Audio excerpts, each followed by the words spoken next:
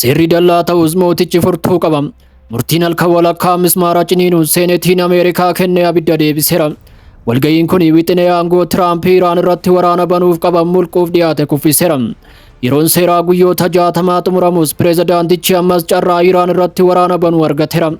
Dimokiraatonni seeneetara Jiif Maarkiliin durfaman pireezidaantichi ammas seera cabsaa jira jechuun himaniiru. Kallattiin seeraa aangoo waraanaa cabsuus socho'aa jiraachuu himataniiru. Caamsaa tokko sa'aatiin erga dhumee booda waraanni kun seeraan alaa akka ta'es cimsanii falmaniiru. Haa ta'u malee White House labsii mataasaa labseera. Iraan irratti waraana marsaa biraa gaggeessuuf murteesseera. Artariin anniisaa addunyaa gara masaraa sibiilatti jijjiirameera. Har'a caamsaa 14 bara 2026 ajajoonni waraanaa Iraan bara olaantummaa tarsiimoo haaraa labsaniiru. Hoo'i qilleensas dabaleera. Barri olaantummaa Ameerikaa bishaan gadi fagoo galaana Peershaa keessatti awwaalamaa jira jechuun labsaniiru.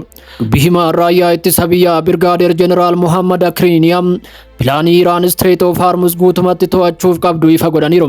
Jeneraalichi ergaadhumaa addunyaaf kenneen meeshaa waraanaa Ameerikaa kamiyyuu karaa kanaan hin darbu jedheera. Kana malees buufanni naannoo ammallee meeshaa waraanaa USA qabatee jiru ni haleelama jechuun akeekkachiiseera.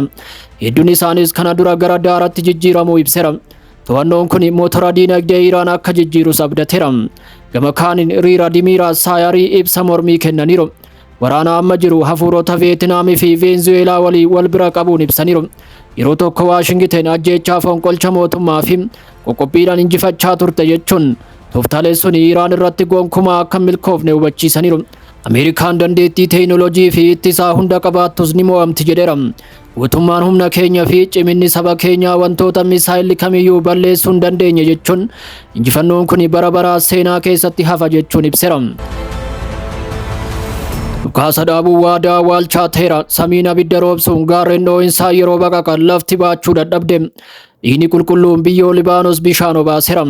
Waraanni Israa'el samii Libaanos misaayilaan qotuun kibba Libaanos gara dirree qalmaatti jijjiireera. Ganama har'aa qofa lakkoofsi namoota du'anii 22 gaheera. Uummanni Libaanos harka 5 keessaa tokko qe'ee isaanirraa buqqa'aniiru.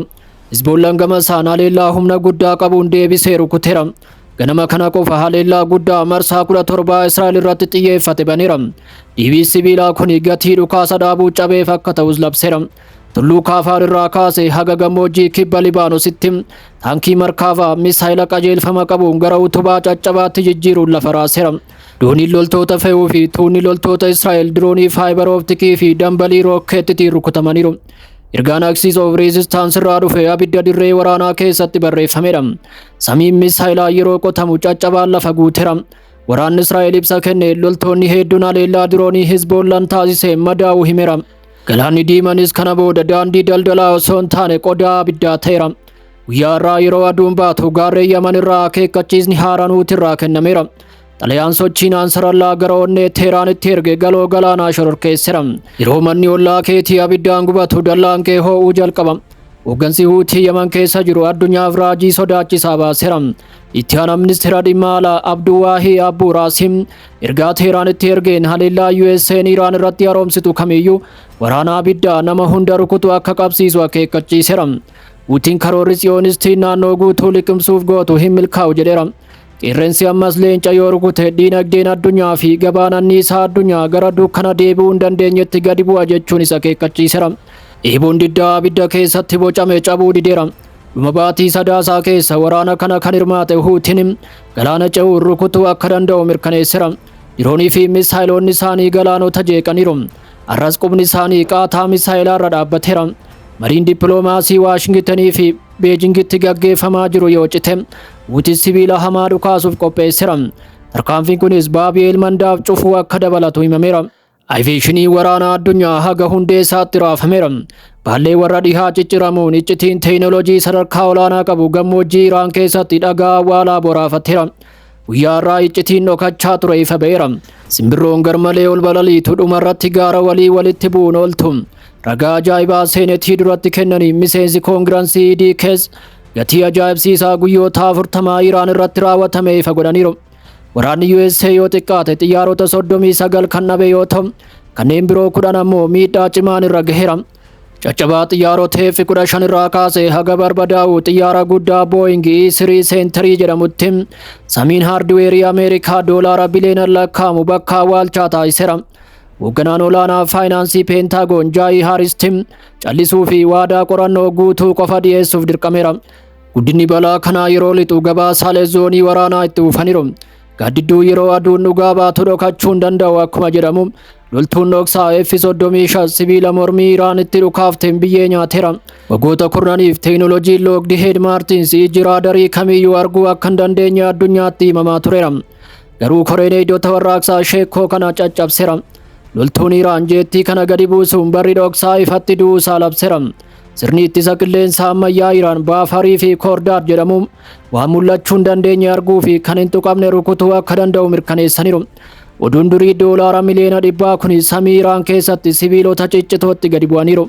Ijji waan onneen dhoksu ni argiti jedhamus arrabni dhuma irratti iccitii mul'isa.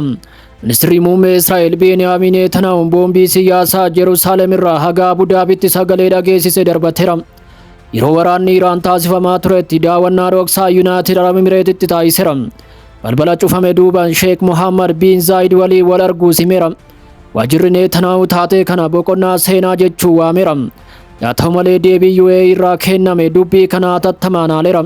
Ministeerri dhimma alaa Imireetis dubbiin Netanyaa'u kun guutumaan guututti bu'uura kan hin qabne jechuun kuffiseera.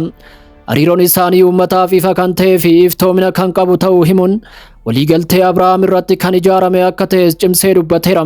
Saree fi waraabessi dhoksaa yeroo wal argan tiksichi billaasaa qarachuu qaba. Iraan oduu kana callistee biraan dabarre.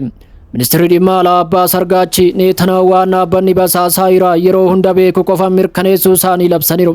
Ergaan Teheraan irraa dhufe kan nama kirkirsudha. Sirna Tsiyoonistii walii galteen godhamu kamiyyuu cubbuu dhiifama hin qabne jechuun Argaachi warri diinaaf riqicha ta'an qoricha budaa liqimsuuf akka jiran akeekkachiiseera.